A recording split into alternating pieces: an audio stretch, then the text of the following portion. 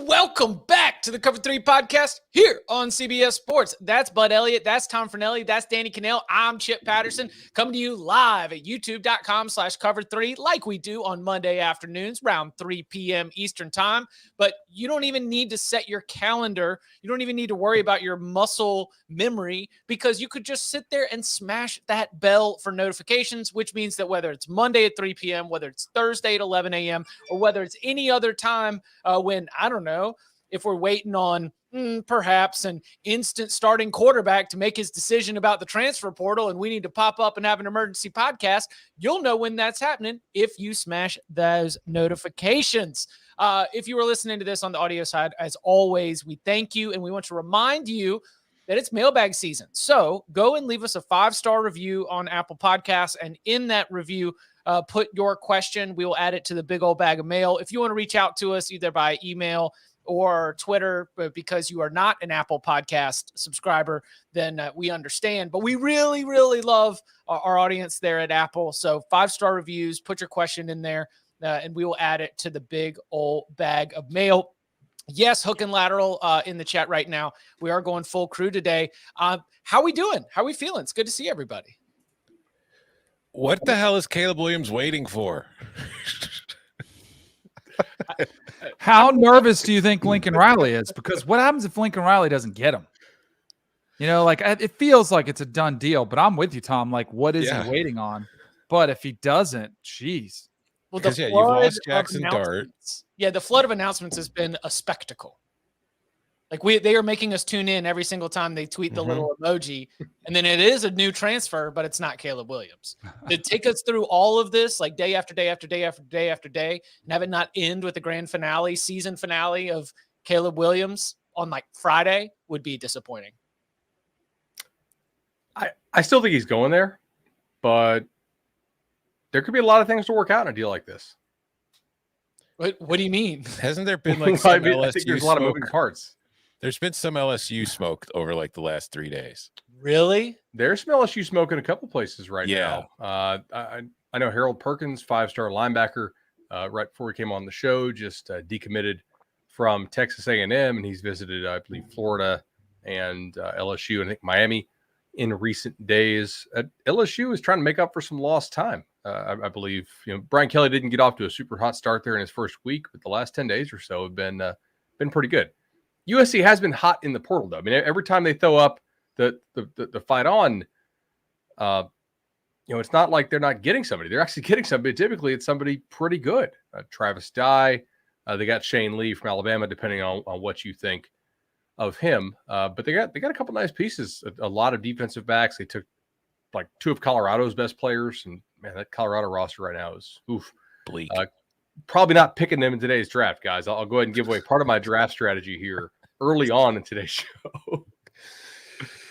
Yeah, no, that is one thing, and I kind of feel bad for some of the kids that have transferred to USC because, like you said, these are some pretty good players that they're landing in the transfer portal, but everybody's like, oh, it's Caleb Williams. And then when it's not Caleb Williams, the reaction is like, oh, who cares? That's just some 5-star linebacker. Nobody cares about that guy. Now, Bud, when you say there's moving parts, I mean, are we just talking about deals that are getting like NIL deals? Is that what this is about? Well, I think so. And also, I mean, if you're Caleb and we know that you are potentially looking at Wisconsin as well, and potentially looking at Miami, you probably want to see what hires get made at those schools, right? Miami, as of now, I think we're still on coordinator watch. We're into week 7 now of Mario Cristobal's employment. The next coordinator he hires will be the first. So interested to see. I mean, obviously, I don't think Caleb cares about who he hires as a defensive coordinator, but he may want to know who's going to be the OC there in Coral Gables.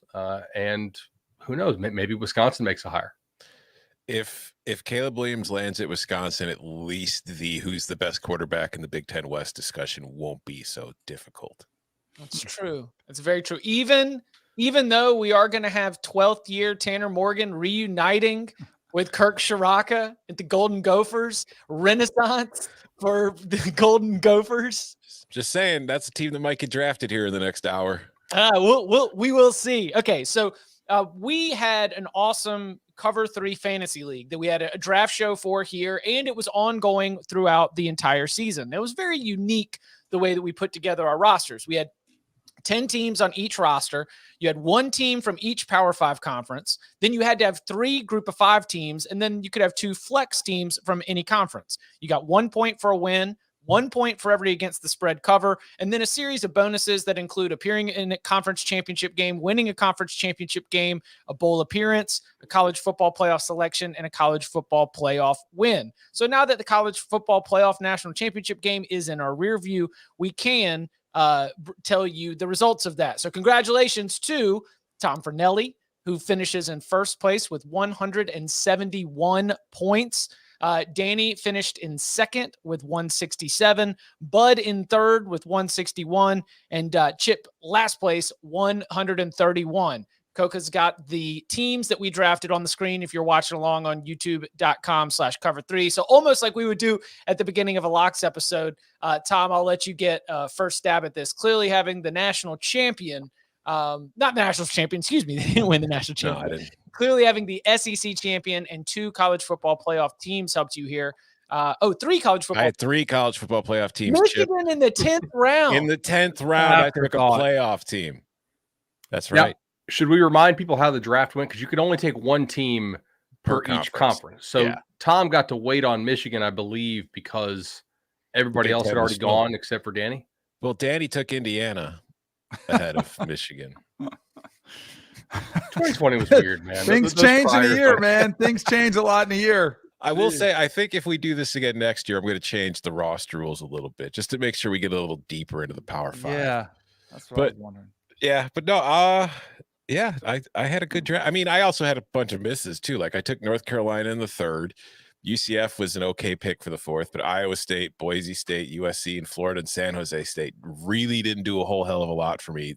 It's just having Alabama, Cincinnati, and Michigan is the only reason I won. 5 of my teams had coaching changes at the end of the year. Mm-hmm. That's great.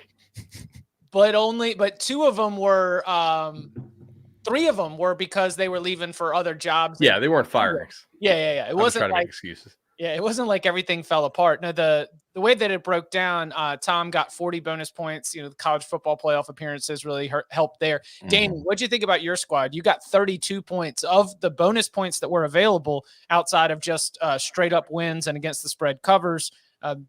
32 bonus points, a lot for you. So what did you make of your squad here? I mean, if Ohio State would have delivered on what we thought, I'd be sitting in the champions chair here with Georgia, already the national champion. If Ohio State would have won the Big Ten, which we all thought would have happened, would have. The UTSA pick coming in late, good one for the Roadrunners there. Some of the bottom tier ones came through. Indiana trying to keep those Hoosier fans happy. Didn't make me look too good. No one really it wasn't like a crazy. That's what's crazy. It was not like, I can't believe you didn't take Michigan over Indiana. It was like, flip of a coin, like maybe, it's crazy. Well, what's crazy to me is the first 3 picks of the draft, none of them made the playoff. Yeah. But then picks 4, 5, and 6 all did. Yeah. Yeah. LSU was a coaching change for performance. That one obviously didn't go well for me. Clemson, Wisconsin, not great. Utah probably gave me I didn't get a ton of bonus points, but at least I had Utah and then Ole Miss with a bunch of wins and a decent amount of covers there. But, I think that it's all written right there in terms of what went wrong for the Fighting Pattersons there in the college football fantasy league. So the very specific roster rules that Tom mentioned is not what we're going to be going with today. Today is going to be a little bit straightforward. And Bud, this is your baby first. I want to make sure that we lock this down without any confusion. We're not simply guessing what the preseason top 25 will be. We are drafting teams with an eye on the final top 25 of 2022, correct? Yeah, the person here who does the best job of picking teams that end up in the final top 25 will be declared the winner. And I don't think we'll win anything, but it'll be good things for us to talk about next January. Point of order: AP or college football playoff rankings? Do they do a post? Okay, so this is an important question. Yes. No, there's no post CFP rankings. Do we care about some part of this goes down to the whole Denny Cannell meaningless bowl discussion, but some of these bowl games do impact these final rankings. Do you want to do it the final CFP rankings, or do you want to do okay like with coaches? That. I am too. Yeah. Well, then all right. So then I got to put everybody on Alabama's schedule between 20 and 25. Yes, We're gonna exactly. Right. That is correct. That's game theory right there, Chip. Mississippi State and Texas A&M. That's how we lock it up. All right. Well, do we want to go then? We've got scoring, by the way. Tom has a good scoring system. Okay. 5 points for a top 5 team, 4 points for 6 to 10, 3 for 11 to 20, 2 for 21 to 25. And we're actually going to give you a point if you have others receiving votes. And we're going 8 rounds on this. So 32 total 32. teams will be brought. See, I wish the only thing I was going to put on there is how do you reward somebody for finding, like a Kansas or a Vanderbilt and they finish top 25 and you give them credit? Because we're all going to, you know what I mean? Like, is there any value system of, you know what I mean? Like you're getting more credit. And you pick them. I mean, if you look at like the AP poll, typically only I think on average 14 or 15 of those teams finish ranked. Right. So, I mean, it's not like this is a lot harder than it seems in the moment, as our fantasy league just showed, right? If you have a team you like, pick them. Call your shot. Yeah. Maybe, you can call your shot in the second round, but I think the bonus for like Vanderbilt or Kansas was that you risked draft capital wherever you took them to say, we think that this will add more points than whatever else is available in the field. All right. Cool. So Are you picking Vanderbilt or Kansas? Because no, we're going to do a lot of couple I minutes. just meant like you're taking a fly, like you might see somebody nobody else did and it's bigger, higher risk, higher reward. Got it. Right. Okay. So, Tom, do you want to go ahead and get us started? Wait, let me see if I got it. I think I should go first because we should base the draft order on how we finished in our fantasy league. So it'd be me, Danny, Bud, Chip. And we're snaking it. Mm-hmm.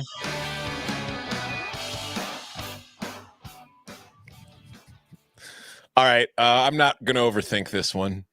Alabama. I'm not going to do like Chip and take Clemson with the first pick of the fantasy draft. I'm going to take the best team, Alabama.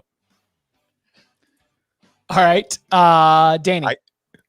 Okay, do you want to keep going? Because we could go through, we could blitz through the first round unless somebody wants to go really rogue here. I just have a feeling Alabama's going to be good. That's just me. Maybe I'm crazy. You're not going to look for one of those value plays? No. Wait, before we go too far, great comment from the chat. There's no others receiving votes in the CFP rankings.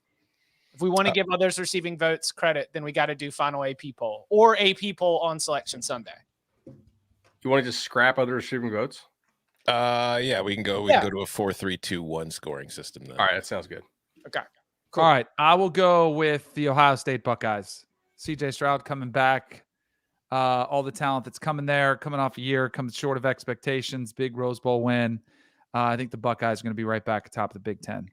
All right, I'm taking my man Stetson Bennett, number 3 Georgia Bulldog. Incredible. At the turn, I'm just following the big board here. The Clemson Tigers is the final pick of the first round. And then for the first pick of the second round, I will go with Marcus Freeman and the Notre Dame Fighting Irish. I like that quite a bit. Go ahead and give me Texas A&M. And we're one Power 5, right? No. This is just anything you want. Take Whatever the hell you want. Straight up. This is whatever. I'll go. Hold on. I have this ready to go. I'll go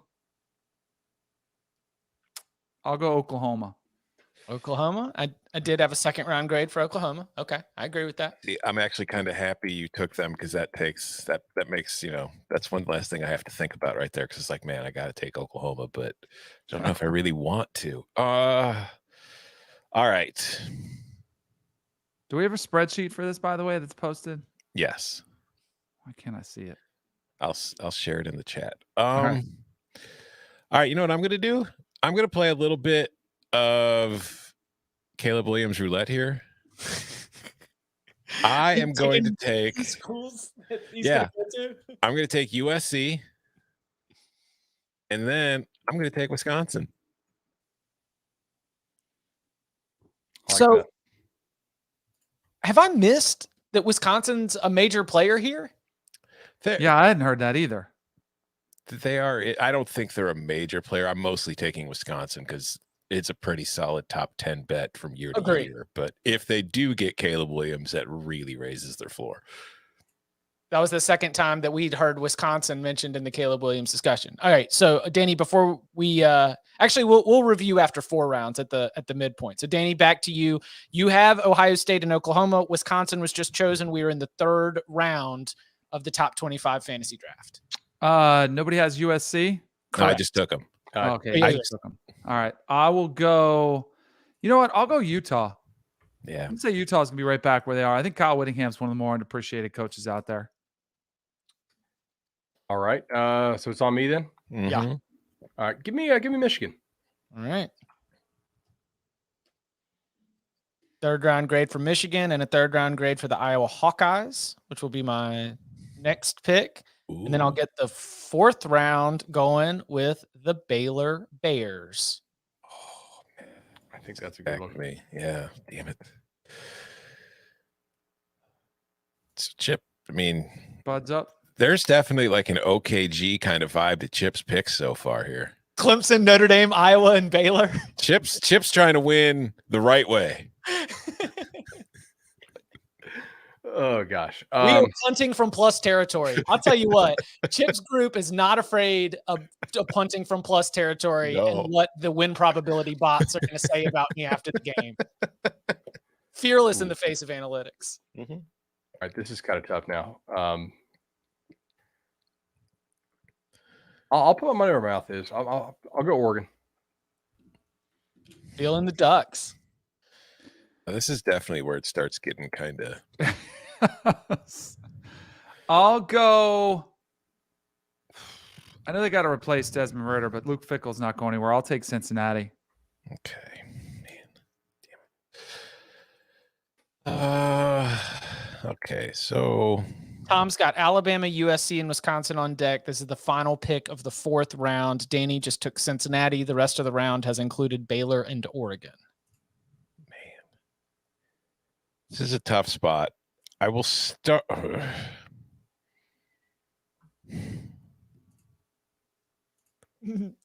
really don't know where I want to go here. Like, I'm torn of 2 minds.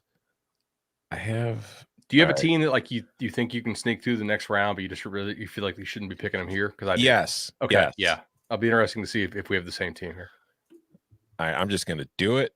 Minnesota. No, I'm going to take LSU. That was the team. And then I'm going to round it out this turn with.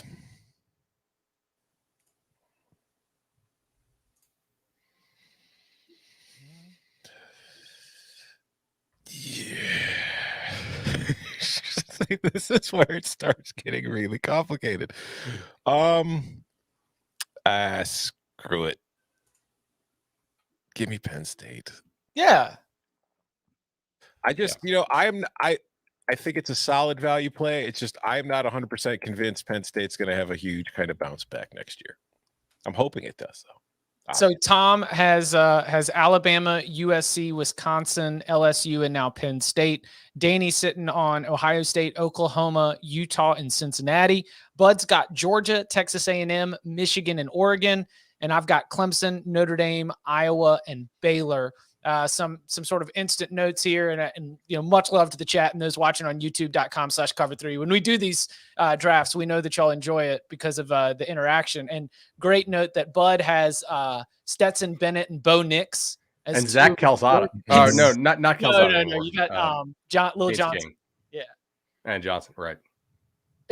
Who ends up? It's Max Johnson's going to be the starter for Texas A&M, right? I mean, you're drafting Texas A&M with the idea that you've got his little bro tight end. You've got Johnson as your new starting quarterback, and he's going to be such an upgraded and perfect fit for Jimbo Fisher, right? Big arm guy, somebody who's going to move around a little bit.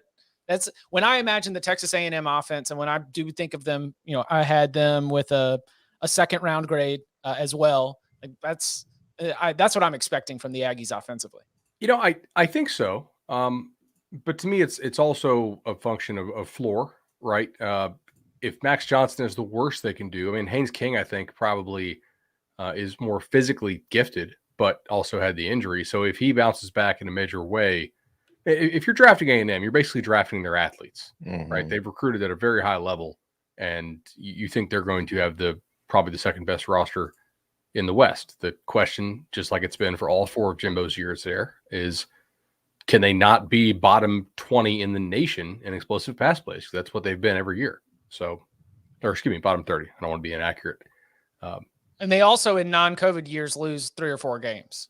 That's true. Yeah, in every SEC non-Jameis, non-COVID year. Yeah. Yeah, but because you're in the SEC West, then you still get to finish in the top 25, and that's what we're doing. Like 75 is ranked.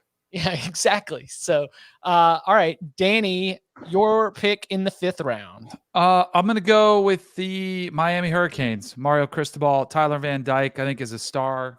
It's going to be a stud. So I'm going to go with the Miami Hurricanes, even without an offensive coordinator yet. Danny Cannell, 4 OC. Yeah. Let's get our cover. I don't want to lose Danny from the show, but our cover 3 coaching tree. Yeah, that's right. Really start to become the cradle of coaches. Is it my turn yet? Yes. Yes. All right. This is the team I was trying to sneak through. NC State. Okay. Yep. So main reason I like them is I think they have a good bit of talent. Now, they were like the worst team in Power 5 in terms of kicking, punting, go decisions, which is not great in close games, but their non-conference I love. East Carolina, Charleston Southern, Texas Tech in Raleigh, and UConn. So start with a nice 4-0 there, drop 3 conference games, give me that 9-3, and So I had a 4th round grade for NC State, and I think that you got some value there, but I've also got some 4th round grades for a pair of picks here that I get at the turn. I know Jim Knowles is gone, but I think that Oklahoma State's just kind of built up at a level of consistency where I'm not going to pick Oklahoma State to finish in the top 5. But if you need to saddle up with someone who's going to end up going 9-3, 10-2, maybe be in that position to finish in the top 25, I like what Oklahoma State has done. The other one's a little bit of a risk.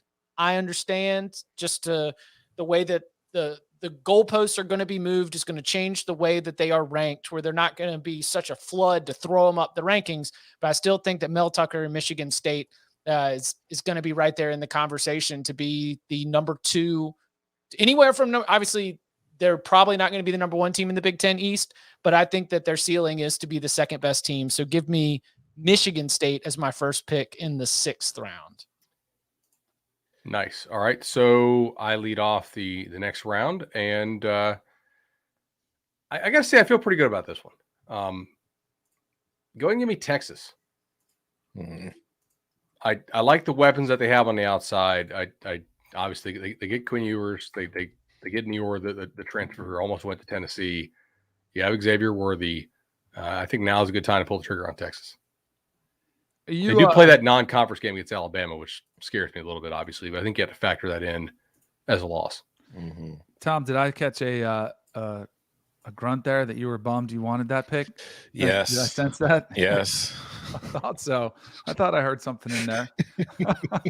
I'll go. Give me the Florida Gators. Billy Napier coming in, crushing it in the transfer portal. I mean, the talent's there. He's going to bring in some guys. The guy can coach. Let's go. Getting all the rivals. Get all my bases covered.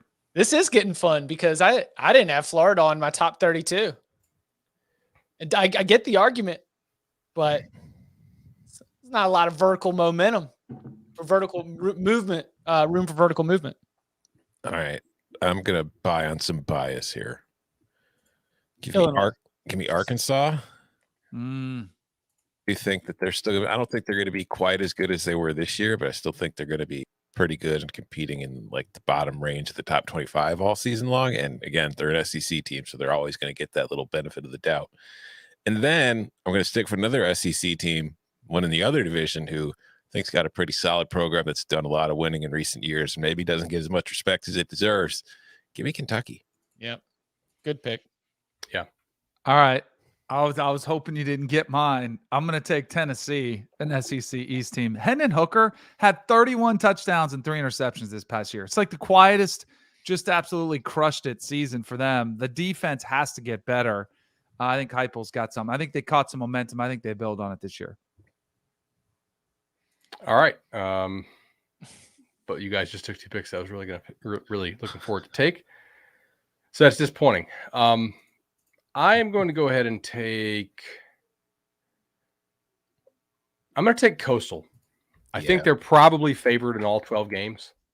I've got them favored over UVA right now. I think UVA got wrecked by the portal. So, I mean, if they go like 10-2, are they ranked? I think so. We're doing 8 rounds, right? Yes. Okay. So these are my last 2 picks. I am very, very excited at the opportunity to, first of all, Wake Forest, just the best available on my big board. But now I got to reach down because I really wanted to have a call my shot team. Well, a team that I think is not going to be in the preseason top 25 that is going to end up making it in. From the Mountain West Conference, give me the return of Jeff Tedford and Fresno State. Ooh. I think they've got that like 10-2, 11-1 Mountain West Conference champions, ranked number 19 at the end of the season kind of potential. I like that call. All right, but that's a hell of a pick. So I have what, 3 left? 1 left. Oh, that's right, because we're doing 8 rounds. All right, so I have one team left. Got 1 shot. We can expand it. We can expand it 10. We can expand it 10 rounds if everybody wants to. I've got more teams. Do we want to go 10? This is how the playoff gets out. We're only in minute 26. Let's have expansion. Yeah, okay. We are expanding the draft. There we go. 2 more rounds. All right. Give me Houston. Yeah, I think they might be the favorite in the American. You get Clayton Tune back, and you just get the sense that just across all levels of that roster, they are just continuing to build out in a way that seems sustainable. Mm-hmm. So that's back to Danny. I'm a glutton for punishment. I'll take Nebraska. I think that is turnaround actually season. Let's go. I mean, for an 8th round pick, I just think that's a very solid pick because they are one of those candidates. Now, granted, it's like we've been doing this every year forever, but depending on how the portal, I mean, just some of the moves that they've made, depending on how the portal goes, depending on how other stuff goes, I think that's a team that could probably get to like 7-8 wins next year, maybe. And you know that if Nebraska's not playing terribly, people are going to rank it because they're going to be like rooting for it in that sense. They'll be on national TV in that game in Ireland against Northwestern. The non-con is interesting because it's North Dakota, Georgia Southern, probably win-win, I would have to think. But then they also get Oklahoma. So, we'll see there. You draw what? Indiana, Rutgers, and who's the third? At Michigan from the East? It's not that bad. Yeah, no, anytime, no disrespect, but like when it comes to your Big Ten West team and your cross-divisional draw in those 3 games, if you can get 2 of those 3 at a minimum being Rutgers, Maryland, or Indiana, you're thrilled. It's a huge deal. Yeah. Mm-hmm. I think that is I expect Nebraska will have a better finish than it has been. I expect Nebraska will be a bowl team, but for Nebraska to be in the top 25, it has taken multiple steps forward that are significant. But it was good last year. I know. It's like they finished 3-9, the greatest 3-win team of all time. Like nobody will ever be able to take that away from Nebraska. Did they have a positive point differential? I think so, but it's like when you look at all the metrics, it's funny because it's like Nebraska is always in an area where it's a lot better than it apparently is. I had them as a top 40 team with 3 wins, which is that doesn't happen. Like from a power rankings, power ratings perspective, the number that you assigned to them was top 40. They were good in all the areas that you want to be good in. It's just they were also tremendously bad in a couple key areas that killed them repeatedly. Punting. Yes. That was still my least favorite play of the whole year, I think. Special teams in general, they were just awful, and it killed them like every freaking time. It was funny, unless you were a Nebraska fan. All right, Tom. For my 8th and 9th picks, I have yet to dip into the group of 5. So I will do that now. I will take from the American, because that is the one that tends to get more, love from the polls. I will take UCF. And then I'm going to go for an old favorite, my late night goodies, San Diego State. Yeah, we're not drafting for total points scored. We're just drafting for finishing in the top 25. Just drafting being ranked 23rd at the end of the season. Yeah. All right, Danny. Danny is muted. Muted. There we go. Sorry about that. I will go. I'm gonna go Wake Forest. Oh, they're already gone. I'm gonna go UNC. I'll go Mac Brown. Time to buy is now when they're down. Gene Chisley coming in, revamp that defense. Let's go. They've been recruiting it on the recruiting trail. They got some talent. Yeah, I mean, listen. That Chisholm. I was going to pick him. So, yeah, I like that. I think Drake May actually might be pretty good for them. You know, they'll miss Sam Howell, but I think they liked what they have in Drake May. I feel like they believe they have a hit there. And that's to not have a drop off to just some average ACC guy. That could be pretty big. All right, I'm up now. I'm going to go ahead and I'm going to take those Gophers. No. Yeah. Oh yeah. Have you seen the schedule? This is absolute Big Ten Westham. Look at this. New Mexico State, Colorado, Western Illinois. From the East, Michigan State.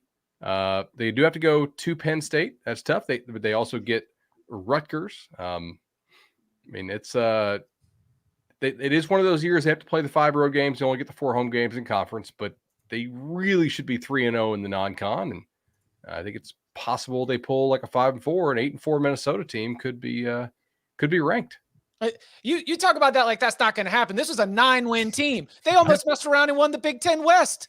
They won 6 out of their 9 conference games, and they're getting Kirk Shiraka back. The reason you don't take Nebraska is because Minnesota is going to beat Nebraska and finish ahead of them.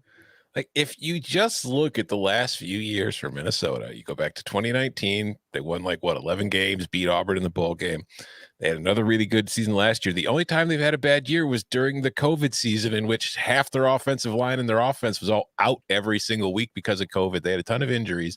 It's like when that team's been fully healthy the last few years, they've been pretty good. They're not going to win the conference and play for a playoff berth, but they are a very solid Power 5 team that's capable of winning 8, 9, 10 games. What are the odds they start 6-0? And they're good because their schedule is always just cupcake city.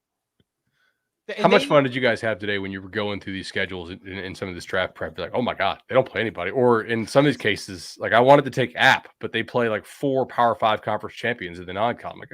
Okay, no, not doing that. Yeah, that's a schedule where you want to bet them, and you want to have them as a team that you're always circling for the locks. But we are trying to guess teams, especially at the Group of 5 level, that would be 10-2 at a minimum. 9-3 from the Sun Belt probably ain't getting you on the final top 25 ballot. That said, scheduling. Wait, hold on. Yeah. All right. It's me. How about one of those teams where you make your own schedules? How about all those wins that add up when you're the BYU Cougars? Yep. Oof. So give me BYU here in the 9th, and then to close it out, let's go. Another year of DTR, another year of Chip Kelly, another year of Y Cross, another year of Inside Zone. Give me the UCLA Bruins in the 10th round. There is one school on the board that is very surprising to me. Wait, one school that is still available. That is correct. Okay. I was like, wait. By the way, Chip, that UCLA non-con, extremely friendly. Bowling Green, Alabama State, South Alabama. Yeah, they were there for a reason for me. They were on my board. Yeah. that could be nice. BYU, like that pick. Damn, this is tough. Who do I South Carolina. I should maybe, I think, potentially do that, but I don't love some of their road games, but they do get Vandy on the road. They have to finish at Clemson. And then over here,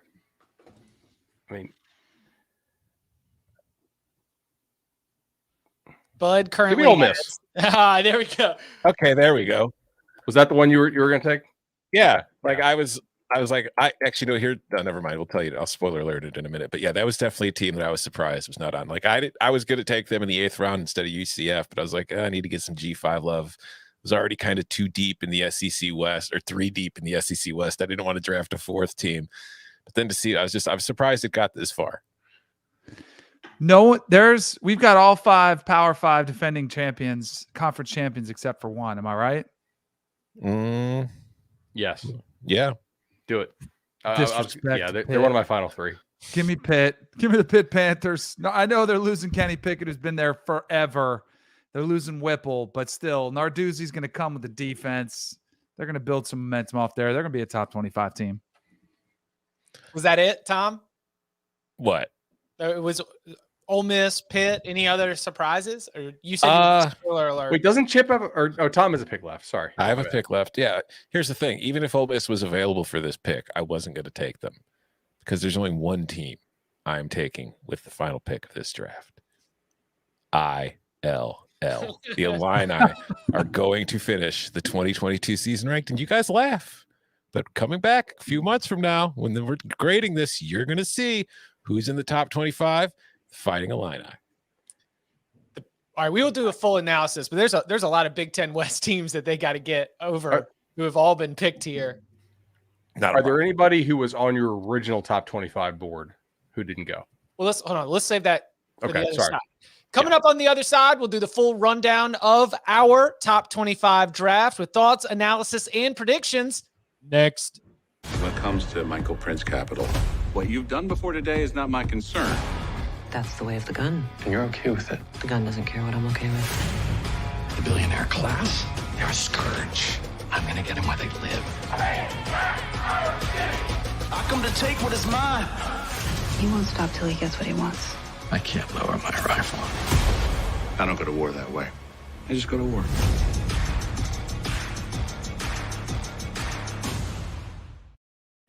So again, the scoring system, we are doing the final rankings. If you get a top 5 team, 4 points, 6 to 10, 3 points. If they finish 11 to 20, 2 points, 21 to 25 gets 1 point. Tom's draft haul includes Alabama, USC, Wisconsin, LSU, Penn State, Arkansas, Kentucky, UCF, and San Diego State. Danny has Ohio State, Oklahoma, Utah, Cincinnati, Miami, Florida, Tennessee, Nebraska, North Carolina, and Pitt. Bud's got Georgia, Texas A&M, Michigan, Oregon, NC State, Texas, Coastal Carolina, Houston, Minnesota, Ole Miss. And Chip's got Clemson, Notre Dame, Iowa, Baylor, Oklahoma State, Michigan State, Wake Forest, Fresno State, BYU, and UCLA. So who's left out there? You mentioned that, Bud, right before the break. Who's left out there that didn't end up getting picked? I think South Carolina, obviously, with Rattler, depending on how good you think they'll be. I don't think they were anywhere near as good as their record in 2021. So for me, like, I'm starting with what I had their power rating, which was fine, but not like amazing.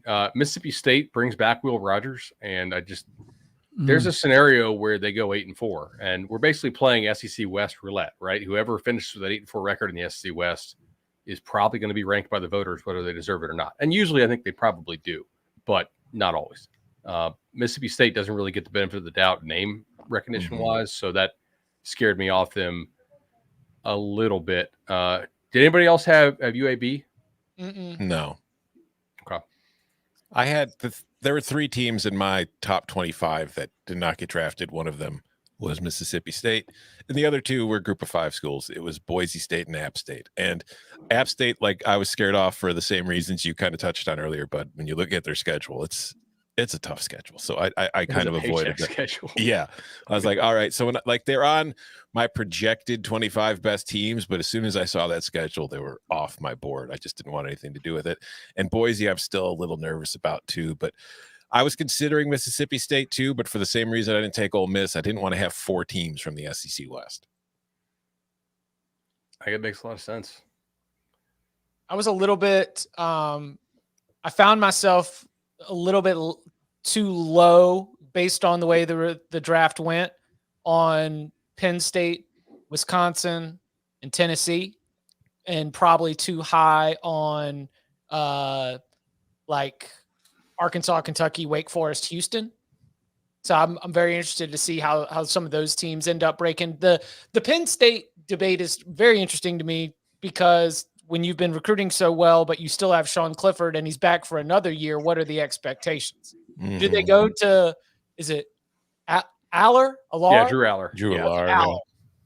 So what do they go to him at some point next season? Is that going to be a quarterback debate or a quarterback battle that we've got to watch? Because the quarterback position at Penn State greatly changes my outlook in terms of where you're going to want to take them in this draft. Like where Tom took them seems like it would be based in a situation where they get a lot of things figured out and they do end up finishing 9-3. They don't even need to win the Big Ten East to be solidly in the top 25 and among the top 20 teams in the country.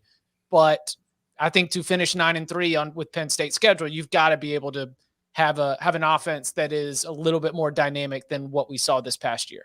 I agree with that. I think they could go to him, but if they don't really just light the first half of the schedule up, I think maybe that's an indication that they need to make a change.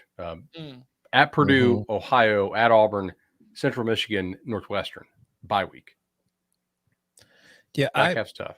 I was like, when it came to that pick, I was between Penn State and Michigan State as far as like a Big Ten East team. And I went with Penn State because while I'm not overly confident in them going into next year, I do feel like with Michigan State, it kind of overachieved a little bit this year, like especially in the transfer portal, where I feel like Mel Tucker hit so many home runs on everybody he brought in from the portal. And I just don't know if that is something that's sustainable. And maybe it'll prove to be. Again, we're still very early in like this transfer portal era, but I just feel like the expectations for Michigan State are going to be raised. And since it's Michigan State, like if it doesn't live up to those expectations, people will forget about it quickly. The Jalen Berger is the name that has resurfaced. Left Wisconsin in October, kind of fell out of favor with that staff based on everything I could tell. Dismissed, was a dismissal, or he left the team, and he has committed to be with Michigan to play for Michigan State. So, was that Berger was a 4-star prospect coming out of New Jersey? Like, pretty good player that we thought was going to be the next in line of great Wisconsin running backs, but a similar player to Kenneth Walker too. Could come in and could end up being very, very impactful. Any other observations from the draft board as a whole?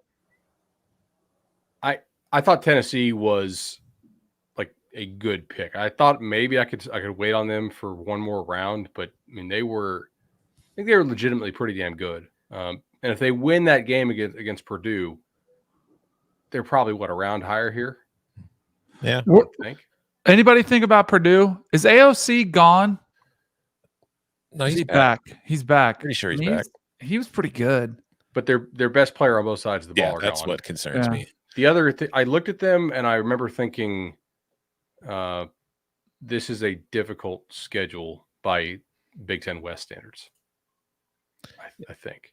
Yeah. I mean, looking at the Big Ten West right now, I don't think there's a great team in the division. I think if Wisconsin adds Caleb Williams, it might edge closer to that. But I feel like the problem the Big Ten West is going to have next year is that Northwestern is the only team in that division where I feel like is not capable of getting to a bowl game. I feel like everybody else in that division is going to be pretty good, at least, solid. So there's going to be really interesting jockeying from like 1st through 6th.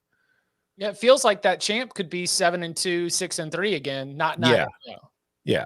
Like it's everybody. I feel like everybody in that division is capable of beating everybody else in the division, except for Northwestern at this point.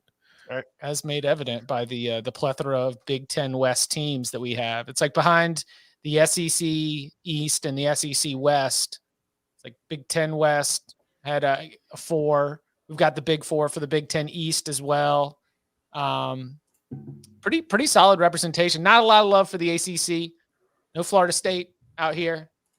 Nobody could saddle up for Florida State as a top 25 team next year. I mean, I might have them like top 40 power rated, but they play LSU and Florida in the non-conference. So there's 2 losses. I think they're probably they're going to be underdogs in 6 games. Yeah. So I love Danny's 5th through 8th round run there. That is like 1990s. Miami, Florida, Tennessee, Nebraska. Feels like 98. Hell yeah. I mean, look at Georgia. Georgia won a first national title since 1980. So next year will be the year of the 90s, and Danny's going to kill us with this draft. That's right. Amazing. Yeah. I feel what pick stood out as a big surprise, like when you heard it? I thought your Notre Dame was too early. It's fair. You think Cincinnati was too early? No. I mean, they were a playoff team. I don't think they're going to be a playoff team, but I still think it's them in Houston in the AAC next year. Yeah, I mean, it'll depend on how much they drop off, QB wise and DB wise. I really felt like the top 4 was fairly easy in whatever order you wanted to go in. Just because even if you don't really believe in DJ, that Clemson defense will still be really nasty. Mm-hmm. And I don't really think their offense can get worse. So, I thought those 4 were kind of no brainer. And I thought there was actually like legitimate, probably like a 10-team grouping between 5 and 14 that you could go with. And it was just really what order do we want to pop these in, I guess. I do think I would like to know what you guys think here, because I took LSU in the 4th round when it came back to me. I felt like that was too early, but I didn't think there was any chance in hell it would get back to me. And I kind of just wanted to buy on the upside. Here's why I wanted to be on it. If LSU is going to be sweet in Brian Kelly's year 1 with the transfer portal full of killers, then I want to be in on this and be able to say that I bought in. I get it. It's a fun ride to be on. I do think it was too early. I didn't have them in my top 28 when we just had a 32 team breakdown. I mean, that's a volatile stock. That could be 6-6. That could be 10-2. Yeah, that's just kind of you're at the mercy of your drafting position there, and you're on the wheel. So it's, if you like them, you need to jump them up, or you can't. It's almost like in fantasy baseball coming up. If you want to take whomever, you need to pop them now, or you're not going to get those steals. But I do think that 6-6 is the floor. I do not think that LSU under Brian Kelly, barring something just extremely unusual set of unfortunate circumstances, I don't think they're going to be worse than 6-6. I don't think you have a bottom fallout year. I don't think you've got a 5-7. I definitely don't think you have a 4-8. I think that Brian Kelly plus LSU, worst case scenario is 6-6, 7-5, and they'll be mad about it, but still at least going to be, in flirting with top 25 consideration for at least a lot of the year. Just might not finish well. I just hope that any college football playoff committee members listening right now, if LSU does go 6-6 next year, I hope you respect their strength of schedule that they had to play, and maybe you put them in the top 25 just as a tip of the cap to say, hey, we see you, Tigers. We know how hard it was for you this year. So we know coaches listen to the Cover 3 podcast. That's our next breakthrough, is to find out that college football playoff selection committee members watch, subscribe, and comment on YouTube. And that's why Cincinnati was in the playoff, just because I pissed them off all season. You're welcome, Cincinnati. I did it for you. Okay. Any other thoughts on on the exercise as a whole? Any other surprises or notes as we now throw this in with our fantasy doc and continue to track it, circle back a little bit later with all of our results? Where did you feel like it started getting really hard for you? Nowhere. It never got really hard, but yeah, like once we got past into the 4th, 5th round, when it's really just kind of like you're more taking teams you trust because everybody's so kind of similar that it's like, all right, I just have a good feeling about this one, so I want to get in on it. So I wouldn't say it was hard, but it was definitely not like the first few rounds. I was just kind of going right off my board. I would say that starting in the 3rd to 4th round, I am taking teams that I realize may finish unranked. And as long as we were through 8, 9, and 10 on the big board, then they were teams that I was fully expecting to finish in the top 25 no matter what. And so when you're automatically taking picks that might be losers in the 4th round of a 8, then soon to be 10 round draft, then the element of the risk that was brought in definitely increased to where I was ready to take some chances. If we need to fill time, I do have updated. We don't need to fill time. This side bets. Danny's got to go be on CBS Sports HQ here in just a second. Anyway, I'm over here texting topics for 4:00 show. I'm like, what's going on? Well, Danny, you'll be happy to know you are up $10,200 overall. So was there one $10,000 bet in Bitcoin? It's in Bitcoin. So. Yes. Yeah. There was one. It was Tom giving plus 10,000 on Cincinnati making the playoffs, in which Danny and I took. So that kind of skewed the odds here a little bit for the season-long side bets contest. Right. Yeah. Let us know in the chat, by the way, whose team you would saddle up and ride with between the Tom, Danny, Bud, and Chip. And seeing a lot of classic, just Team Bud, just Bud's brigade out here riding blindly for their ATS King, the lock champion. It's only because I picked Illinois recency bias. These losers aren't respecting the rest of the draft. Oh, my bad. Illinois stinks. Trying to manipulate the markets and make sure we get good prices on the teams that we like.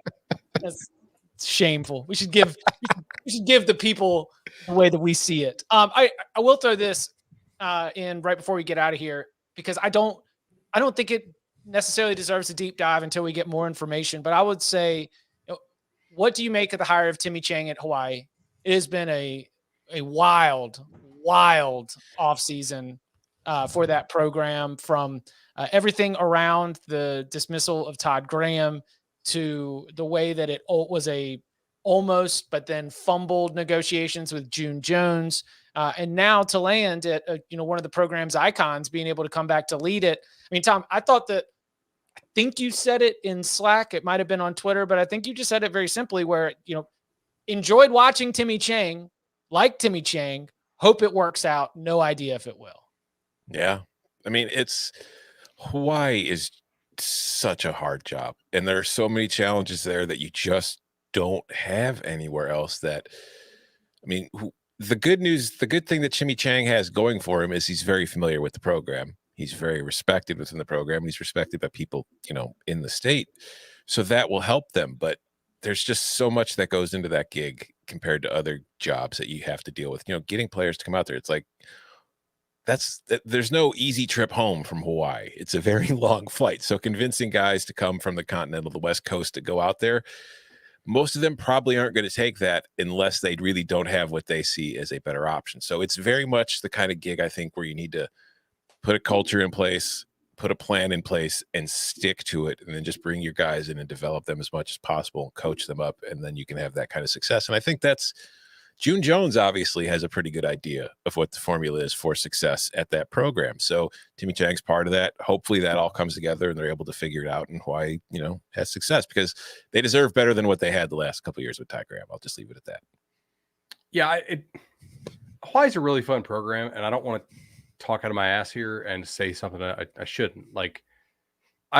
They had a lot of issues that were Todd Graham caused, from what I understand. They also, like Tom said, that there's funding issues there, and they're trying to work on new facilities and kick out of their stadium. And I in the coming great conference wars, do we think Hawaii is a long-term FBS team? I hope so, but I don't know, man. There's a lot of funding issues. Everything is more expensive out there as well. I'm not really sure anybody can win at a high level out there right now, but you've had guys that have gone to bowl games fairly consistently. So having a coach who the players don't hate, I think is a good step in the right direction here. By the way, Danny did not get kicked out of the chat. He has to go do CBS HQ, which when they call, they're pretty insistent on you guys answering. So it was requested for his grade on the coaching hire, and I can tell you it's a C+. Nice. Remember, all Danny Cannell coaching hire grades, C+ across the board. We'll wait. It's like Bud was alluding to. As long as there's no mutiny, Timmy Chang's already off to a better start than Todd Graham was. That offseason roster is going to be really interesting to track. I was going through some today. If you guys are a DFS player out there, I'll give you a really DFS deep cut, right? So there's this kid named Jamari Gassett at Buffalo, and we saw him at a 7 on after he had already played his senior year, and he was really tearing it up. And he was third in the state of Florida in receiving in high school season 2020. And I didn't know that he was going to qualify. And I think a lot of other people didn't either. And Buffalo took a shot. And then a lot of kids got in the 2021 cycle that maybe people weren't sure were going to get in. And he told me he got the grades, which was great. He got in, had a decent little freshman year. And remember, they got the SAT waived due to COVID last year again. So that was 2 straight years with SAT waiver for qualifying. Buffalo's lost like all their receivers to the portal or graduation. So Jamar Gassett, if they throw the ball at all, and I don't know that they will because one of their QBs is a big time runner. He's a guy that could be a major target. So yeah, if you stayed to the 55th minute here, that's a DFS Buffalo. I'm just going over the roster this morning. What do you mean a DFS deep, like daily fantasy deep cut? Yep. Well, I mean, because I just think like he could be a guy who could absolutely explode. So like for DFS stuff. And he's not highly. He's not going to be owned by a lot. You're going to be end up getting the boost from. He'll be the 0.1 percenter. Mm-hmm. It's cashing like 38 burgers out there. Mm-hmm. He did not look like a MAC level prospect when I was watching him play 7-on against some of these better 7-on teams in the state. Like, who is that? He's like, oh, we already signed with Buffalo. Okay.